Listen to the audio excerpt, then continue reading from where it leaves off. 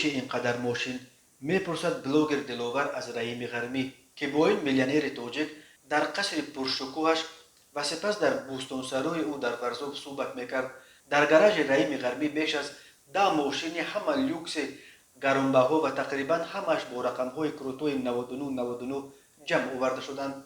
بعضی آدم‌ها اسب را دوست می‌دارند و اسب جمع می‌کنند. من باشد ماشین را دوست می‌دارم، جواب داد رحیم غرمی. رحیم باباجانов معروف به رحیم غرمی، یک صاحبکار معروف توجک، در یک مصاحبه اختصاصی ویدیویی با بلاگر شناخته دلاور سفروف درباره تجارت‌هایش در روسیه قصه کرد.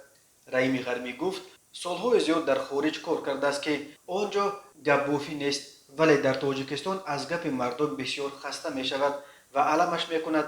اگر بیگانه گوید شاید اینقدر علم نکند، ولی حیف که خودی ها می گویند.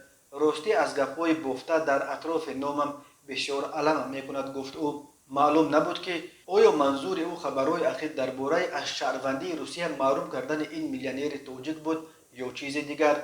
2 ماه پیش خبر آمده بود که شهروندی روسی رحیم غرمی را ماه ایون بیکار کردند و او بعد لغو شهروندیش مجبور شده است از روسیه به ترکیه برود. رحیم غرمی در مصاحبه‌اش درباره مشکلات حقوقی که به سرش در روسیه آوردند اصلا چیزی نگفت، اما او نقل کرد که وقتی به روسیه رفت در یک گوشه یک بازار سودا میکرد، ولی صاحب بازار یک روز بازارش را ویران کرد تا که در جایش فروشگاه زمانوی بسازد.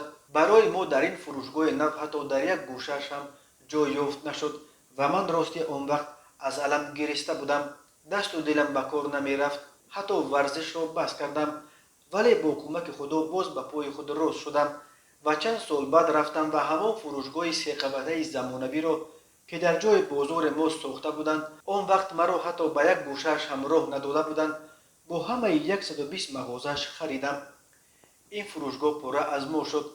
برای همین گفتنیم به همه که در روز سختی راه افتادن نباید شد.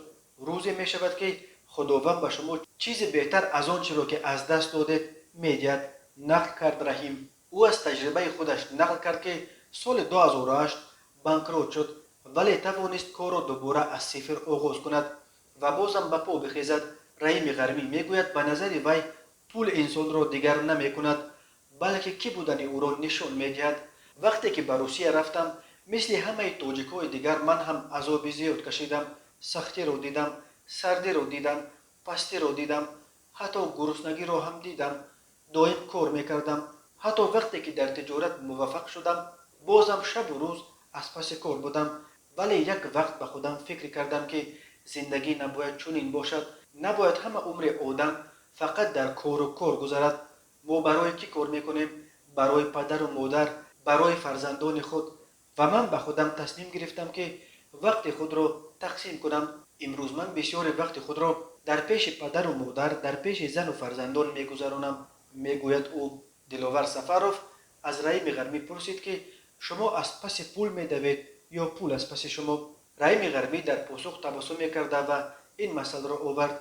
روزی گربچه با دم خود بازی میکرد، دور میزد تا دم خود را بقپد، اما هرچند صورت خود را تیزتر میکرد به دمش رسیدن نمیتواند، برعکس دمش از وی دورتر میشد. گربه کلانی این حال را از بالا نظارت میکرد، گفتش نکن که نمیشود. ما کردیم نشد.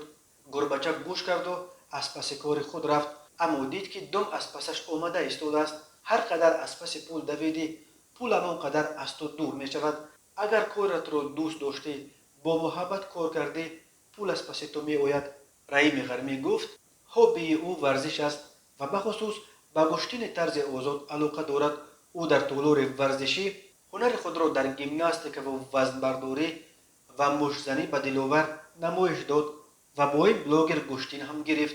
رحیم غرمی که با یک زبان روان ادبی صحبت میکرد، از شعر و ادبیات نیز آگاه بوده، در صحبت با دلاور پاره چند از اشعار رودکی را نیز قرائت کرد.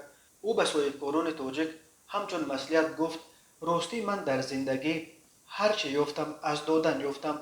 در دنیا 2 طایفه آدم است، دهنده و گیرنده. شما کوشش کنید که از جمله دهندگان باشید.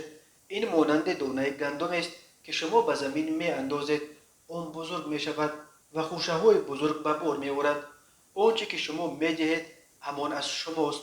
آنچه که در شماست آن از آن شما نیست. هر که آمد به جهان اهل فنا خواهد بود. آن که پوینده و باقی است خدا خواهد بود.